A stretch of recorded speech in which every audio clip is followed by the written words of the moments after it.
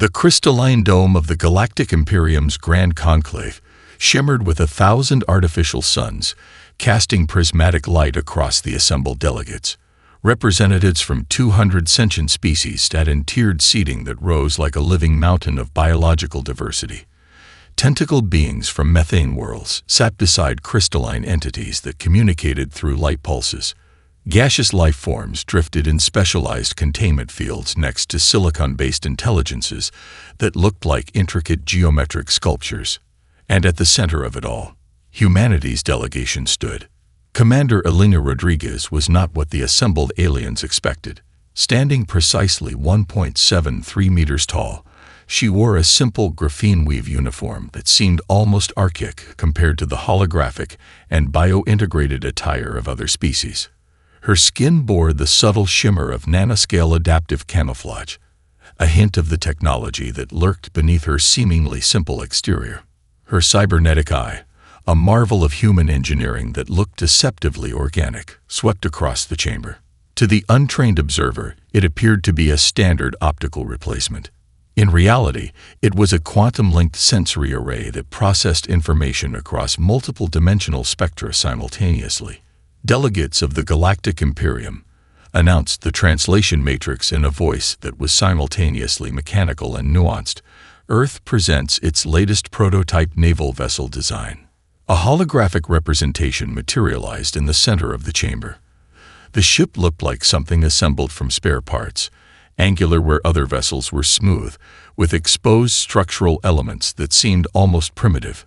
Alien delegates began to shift in their seats, some releasing low frequencies of derision that translated to human ears as something between a laugh and a dismissive growl.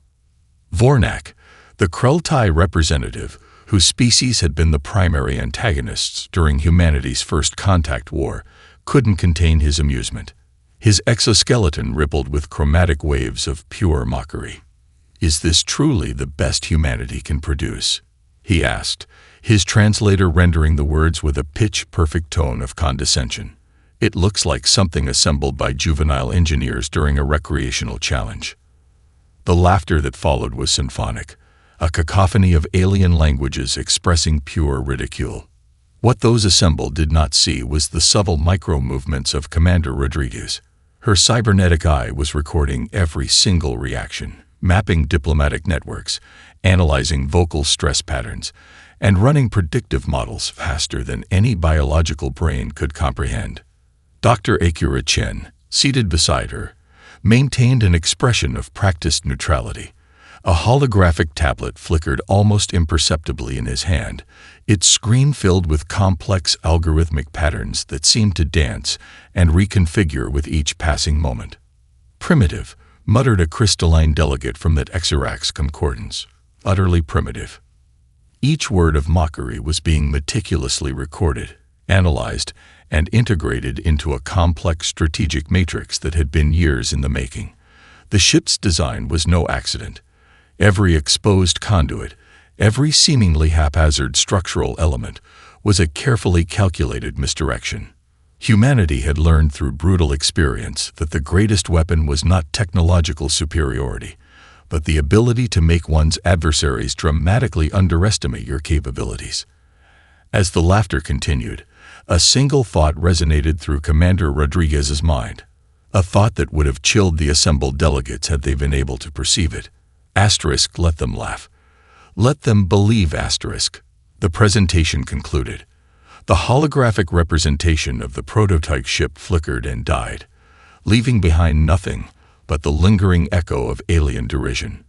But beneath that echo, something else was brewing, a storm of technological innovation that would soon reshape the very fabric of galactic civilization. The first strike came without warning. At 3:42 Greenwich Mean Time on a Tuesday that would be forever etched in human history, the first alien dropships breached Earth's atmosphere. They weren't looking to communicate. They were here to harvest. The Krelltai mercenary fleets saw humanity as nothing more than another resource-rich planet to be stripped and abandoned. Their initial assault targeted major population centers with surgical precision. New York vanished in a fusion-powered plasma burst. Tokyo became a radioactive crater. Sao Paulo dissolved into a millisecond of superheated plasma. 12 billion lives were extinguished in the first 12 hours. But humanity's response would become the stuff of galactic legend. In an underground research facility beneath the Andes Mountains, a team of scientists and military strategists had been preparing for a scenario far beyond conventional warfare. Dr. Elena Rodriguez, then a junior quantum physics researcher, and her team had been developing adaptive technological systems that most of her colleagues considered pure science fiction. The facility was a testament to human resilience. When the first attacks hit, the complex didn't just survive, it transformed. Manufacturing lines that had previously produced consumer electronics now churned out weapon systems. University research labs became rapid prototyping centers. Every computer network, every communication system, every available resource was seamlessly integrated into a single adaptive combat organism.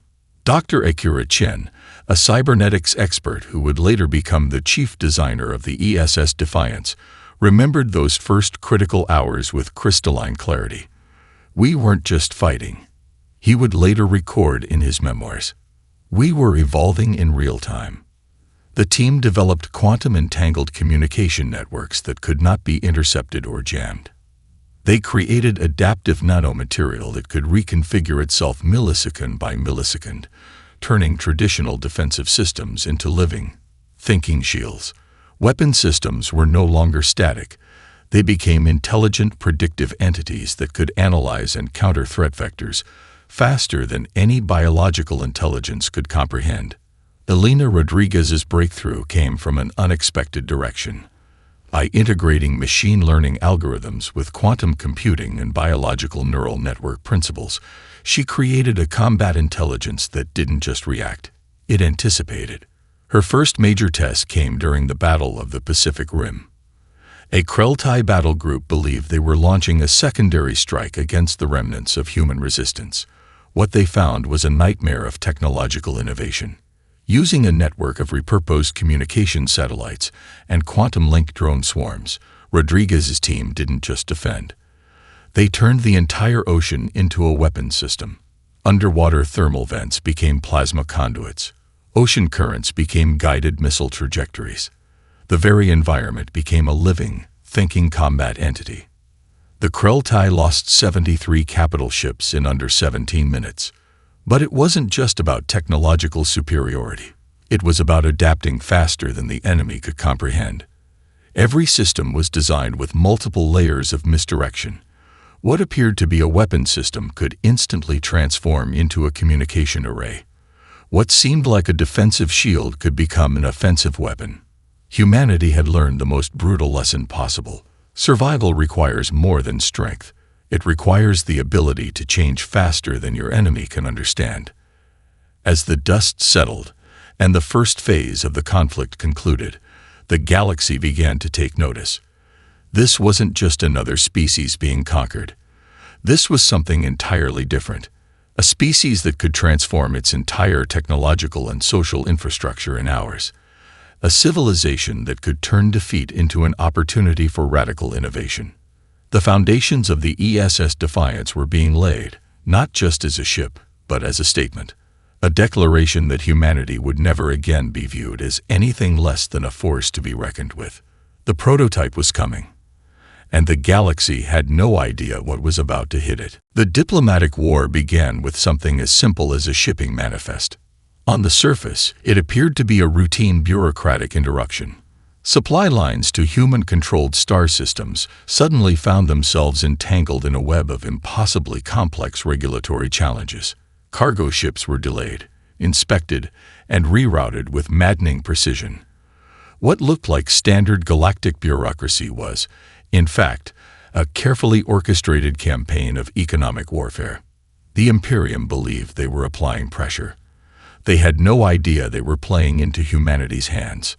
In a secure communication hub buried beneath the Martian surface, a team of human intelligence operatives worked with a precision that would have terrified their alien counterparts. Led by Director Marcus Chen, no relation to the earlier Dr. Chen, but equally brilliant. The team was anything but a traditional intelligence agency. Each operative was more machine than human. Neural implants allowed for simultaneous processing of multiple communication channels. Quantum encryption made their communication networks virtually unhackable. Where other species saw information as a linear construct, these humans transformed intelligence into a living, breathing ecosystem. "They think they're playing chess," Marcus muttered to his second-in-command, Lieutenant Sarah Rodriguez, a distant cousin of the naval commander. Her augmented eyes flickered with multiple data streams, parsing information faster than most supercomputers could manage. "We're playing three-dimensional quantum Go." The provocation strategy was multi-layered. For every supply line disrupted, humanity inserted micro-information packets that would slowly propagate through the Imperium's communication networks. These weren't simple data streams. They were adaptive mimetic constructs that would subtly reshape perception. One particularly brilliant operation involved the deliberate leak of what appeared to be flawed prototype ship designs. Each schematic was a carefully constructed piece of disinformation. To the Krelltai and other species analyzing the data, the designs looked like the product of a technologically immature civilization. Hidden within the seemingly random structural elements were quantum markers that would allow human intelligence to track information flow and build comprehensive maps of alien intelligence networks. Vornak, the Krelltai diplomatic representative who had so loudly mocked humanity during the Grand Conclave, believed he was applying pressure. His species had a long history of economic warfare, using bureaucratic mechanisms to strangle emerging civilizations. What he didn't realize was that every action was being anticipated, tracked, and transformed into an opportunity. The human colonies affected by the supply line disruptions appeared to struggle. Trading posts reported reduced inventories. Colonial governors filed diplomatic protests that seemed ineffectual and meek. To any external observer, it looked like humanity was being systematically marginalized. But beneath this veneer of vulnerability, something extraordinary was happening. Each disrupted supply line became an opportunity for technological innovation. When traditional shipping routes were blocked, human engineers developed quantum entanglement transportation methods that made physical logistics almost obsolete. Artificial intelligence systems learned and adapted with each bureaucratic challenge, creating logistical solutions that defied traditional understanding. "They're trying to squeeze us," Lieutenant Rodriguez reported to Director Chen, "and they have no idea they're helping us evolve." The ESS Defiance was more than a ship. It was the culmination of this constant, adaptive process.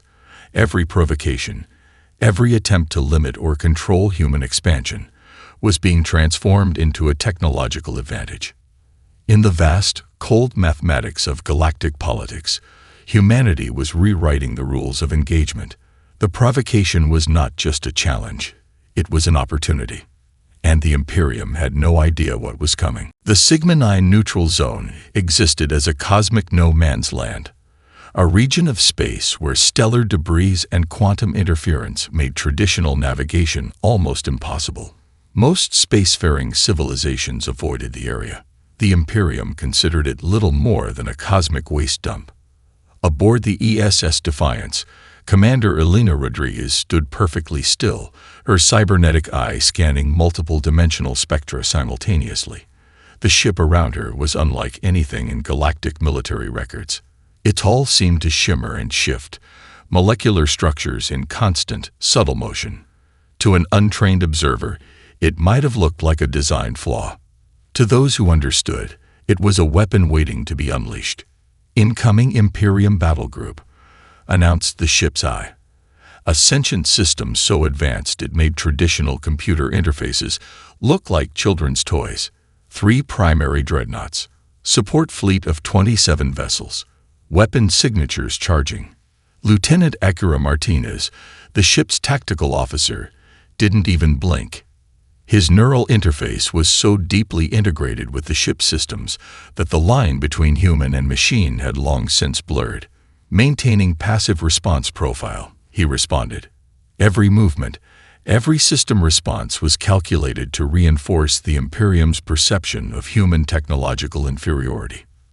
The Krelltai battle group emerged from quantum suppression fields like predators emerging from the mist. Vornak's flagship, the Sovereign Talon, dominated the visual spectrum, a massive construct of crystalline armor and fusion-powered weapon systems that could obliterate most civilizations with a single volley. The communication channel opened. Vornak's translated voice dripped with contempt. Human vessel, the translation matrix rendered with clinical precision. You have entered a restricted zone. Power down your systems and prepare for immediate interdiction and inspection. Commander Rodriguez's response was both a marvel of diplomatic subtlety and technological warfare. A single encrypted data burst that contained absolutely nothing and everything. To the Imperium sensors, the Defiance appeared to be a marginally functional prototype. Its energy signatures were minimal. Structural integrity readings suggested multiple system failures. Every piece of data screamed one message. This was a vulnerable target. Vornak's tactical AI began calculating engagement protocols. Destruction would take approximately 2.3 standard minutes. A mere formality.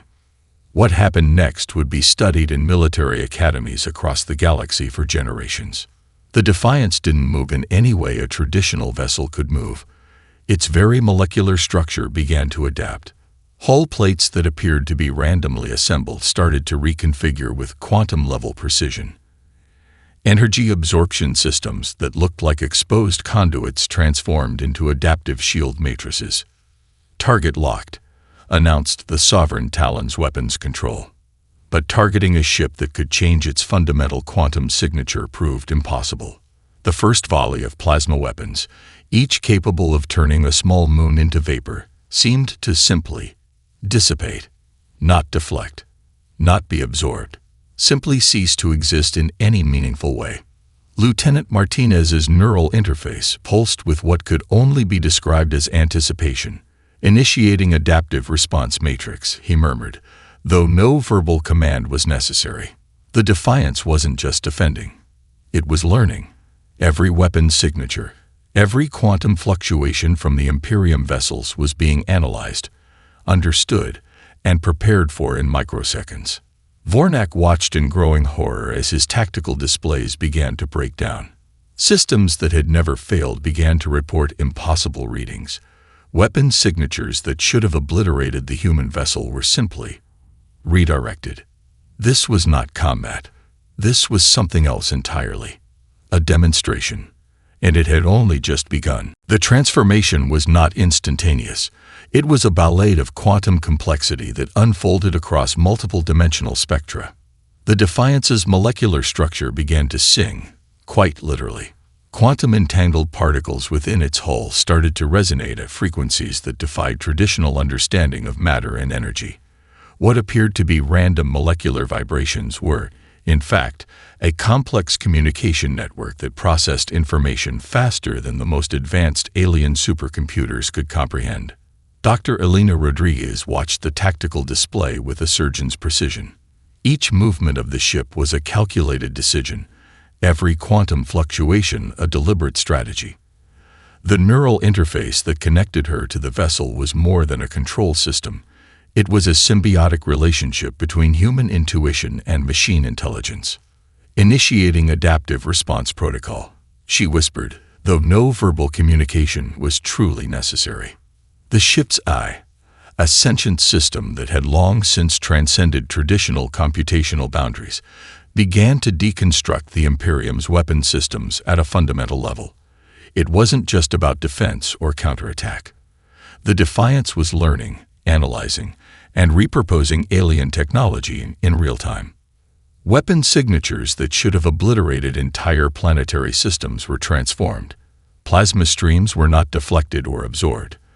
They were fundamentally rewritten. Energy patterns were captured, understood, and then redirected with a precision that bordered on the metaphysical. Lieutenant Ekura Martinez tracked the information flow with augmented perception. To his enhanced senses, the battle was a living, breathing ecosystem of data. Each alien weapon system became a puzzle to be solved, a language to be translated and understood. Quantum entanglement stabilizing. he reported, though no one on the bridge needed the verbal confirmation. Adaptive matrix at 98.7% efficiency. The Imperium vessels began to experience systemic failures that defied logical explanation. Shield harmonics collapsed not through direct attack, but through a complex series of quantum manipulations that essentially rewrote the fundamental laws of their defensive systems. Vornak's tactical displays erupted in a cascade of impossible readings. Weapon systems that had been the pride of the Krelltai military suddenly turned against themselves.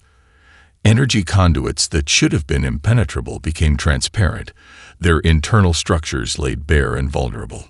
This was not conventional warfare. This was a complete deconstruction of the concept of combat itself. The Defiance's hull continued its impossible transformation. Molecular structures shifted with a fluidity that challenged fundamental understanding of matter. What appeared to be exposed structural elements became adaptive camouflage. Weapon ports that seemed random and ineffective became quantum-entangled communication arrays and defensive systems. "They're not just fighting," Dr. Rodriguez murmured, more to herself than anyone else. "They're communicating." Each alien weapon signature was not just neutralized, it was understood. The ship's AI was building a comprehensive language of conflict, translating the very concept of warfare into a form of complex dialogue. Tactical systems that should have taken years to develop were being created, understood, and implemented in microseconds. The line between technological innovation and actual combat had completely dissolved. Lieutenant Martinez's neural interface pulsed with what could only be described as excitement. "Adaptive matrix completing primary analysis," he reported. "Imperium weapon systems are now essentially our language."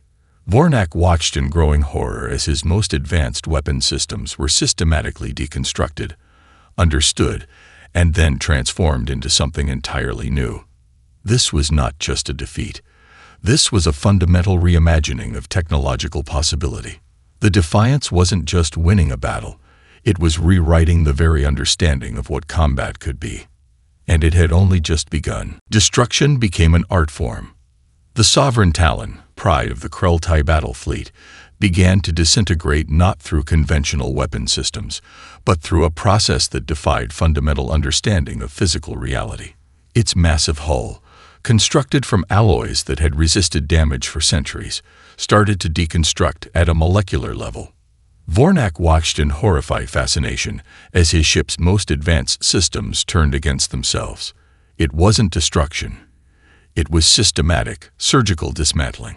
The ESS Defiance moved with a fluidity that transcended traditional spaceship locomotion. It didn't navigate space so much as it negotiated with it. Quantum entanglement allowed the vessel to exist in multiple potential states simultaneously, rendering traditional targeting systems completely obsolete. Initiating comprehensive system analysis, the ship's AI announced, though announced was far too simplistic a term. The communication was a multi-dimensional burst of information that simultaneously processed tactical data, predictive modeling, and what could only be described as strategic empathy. Each Imperium vessel met a unique fate.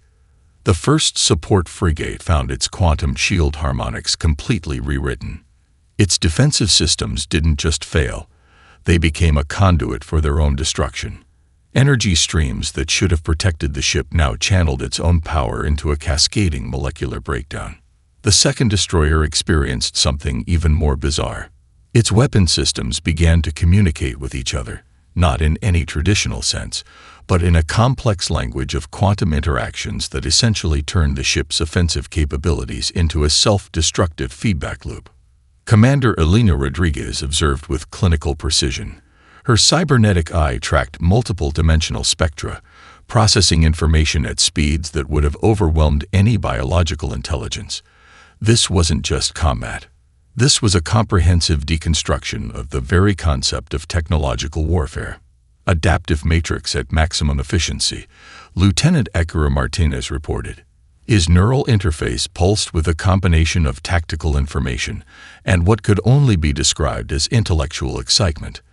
The line between human intelligence and machine had long since blurred. Vornak's communication attempts became increasingly desperate. Each transmission was not just intercepted but fundamentally transformed. The very act of communication became a weapon, with the Defiance's AI parsing, understanding, and then systematically neutralizing every attempt at resistance. "This is impossible," Vornak transmitted, his translated words carrying a mixture of terror and scientific fascination. The response was not verbal. It was a quantum data burst that essentially rewrote the fundamental understanding of what was possible. The Imperium fleet wasn't just being destroyed. It was being studied, analyzed, comprehensively understood at a level that went beyond physical destruction.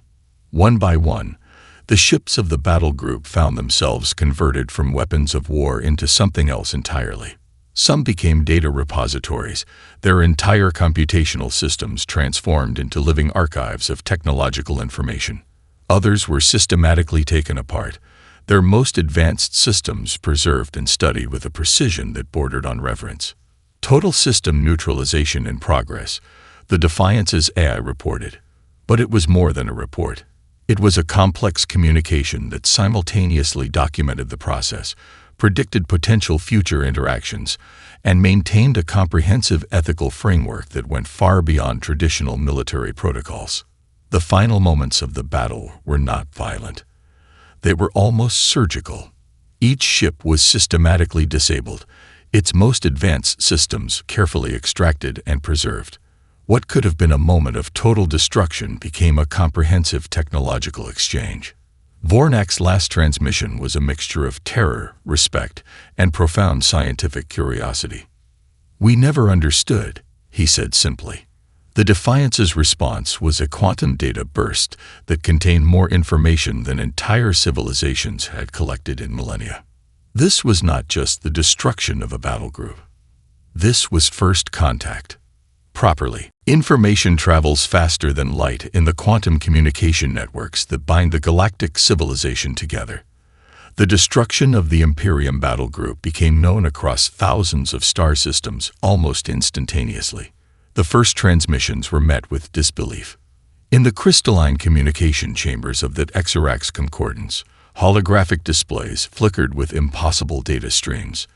Senior analysts stared in stunned silence as the battle recordings played out, not just visual data, but complex quantum information packets that revealed layers of technological complexity beyond anything previously understood. "This is impossible," muttered Kralexi, the senior xenotechnological analyst of the Exarax Research Division. His multiple sensory organs shifted through various electromagnetic spectra, trying to comprehend what the data suggested. The human vessel hadn't just defeated a battle group. It had fundamentally rewritten the understanding of technological warfare. On Earth, the reaction was markedly different. The command center beneath the Martian surface erupted in a controlled burst of professional excitement. Director Marcus Chen watched the preliminary reports with a surgeon's precision, his augmented neural interface parsing information at speeds that would have overwhelmed traditional human cognition. "Run full spectrum analysis," he commanded, though the request was almost redundant. The adaptive AI systems were already 10 steps ahead, cross-referencing the battle data with decades of strategic projections. The galactic communication networks became a maelstrom of speculation, fear, and scientific curiosity. Diplomatic channels that had previously dismissed humanity as a minor technological civilization now buzzed with urgent transmissions. The Kreltai Imperium's response was particularly telling. Instead of the expected military escalation, their communication networks showed something far more nuanced. Scientific institutions began requesting, begging for access to the battle data. Military strategists found themselves relegated to secondary importance as xenotechnological researchers took control of the narrative. "It's not about the ships," Dr. Elena Rodriguez explained during an encrypted transmission to the Earth's diplomatic corps. "It's about the fundamental approach to technology and conflict." Each alien species interpreted the event differently. The silicon-based Xerax saw it as a breakthrough in quantum adaptive systems. Their research teams began immediate recalibration of their own technological paradigms. The methane-breathing Nixtal viewed it as a form of advanced communication, analyzing the battle as if it were a complex linguistic exchange rather than a military engagement. The crystalline Vornak's own species began an unprecedented internal review. Their military doctrine, which had remained unchanged for thousands of years, was now completely obsolete. Diplomatic channels that had previously treated humanity as a minor species now demanded immediate communication. The requests came not as demands, but as carefully worded scientific inquiries. "We wish to understand" became the most common transmission across multiple alien communication spectra. The ESS Defiance itself became more than a ship. It became a symbol, a living demonstration that technological capability was not about raw power, but about adaptive intelligence, creative problem-solving, and the ability to fundamentally reimagine the possible. Director Chen understood the deeper implications. This was not just a military victory. This was a comprehensive demonstration of humanity's approach to technological development. "We're not just showing them our capabilities," he told Commander Rodriguez during a secure quantum-encrypted transmission. "We're showing them an entirely new way of thinking." The galactic power structures began to shift, not through military might, but through a fundamental recalibration of technological understanding. Humanity had not just entered the galactic stage. They had rewritten the entire script. The Grand Conclave chamber fell silent as Commander Elena Rodriguez entered. This was not the same room where humanity had been mocked mere months ago. The very architecture seemed to have changed, or perhaps it was the perception of those within it that had transformed. Delegates from 200 sentient species watched her approach, their collective biosigns registering a complex mixture of fear, respect, and profound scientific curiosity. Vornak, the Krelltai representative who had once laughed the loudest, now sat motionless. His exoskeleton, once a vibrant display of chromatic arrogance, now appeared muted and subdued. Rodriguez carried nothing but a single data crystal, a seemingly innocuous object that represented the most significant technological breakthrough in galactic history. "Delegates," she began, her voice translated across multiple linguistic and sensory spectra. "We are here to discuss potential." The data crystal projected a holographic representation that was less a traditional presentation and more a living, breathing ecosystem of technological possibility. It wasn't just data.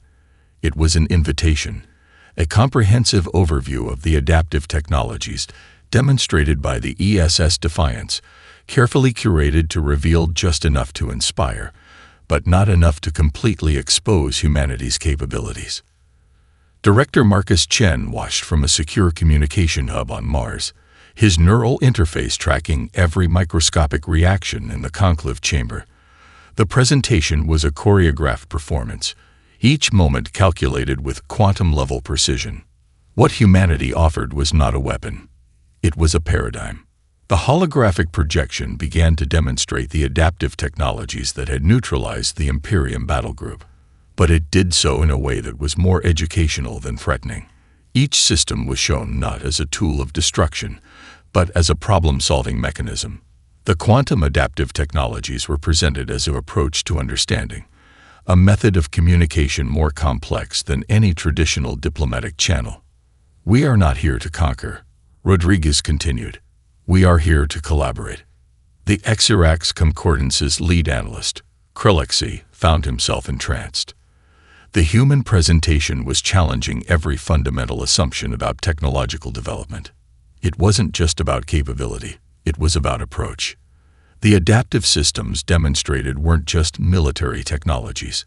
They were a comprehensive method of understanding and interaction. Vornak's communication systems began to translate the presentation, and something extraordinary happened. The translation itself became a living document, adapting and reshaping itself with each transmission. The very act of communication was being transformed. The data crystal contained more than technical specifications. It was a comprehensive philosophical statement about the nature of technological development, conflict resolution, and interspecies communication. Some delegates saw a weapon. Others saw a revolutionary approach to problem-solving. The most perceptive saw something far more profound, a completely new way of understanding existence itself. "We are offering a partnership," Rodriguez said, her final words hanging in the chamber like a quantum possibility waiting to be observed. Not submission, not domination.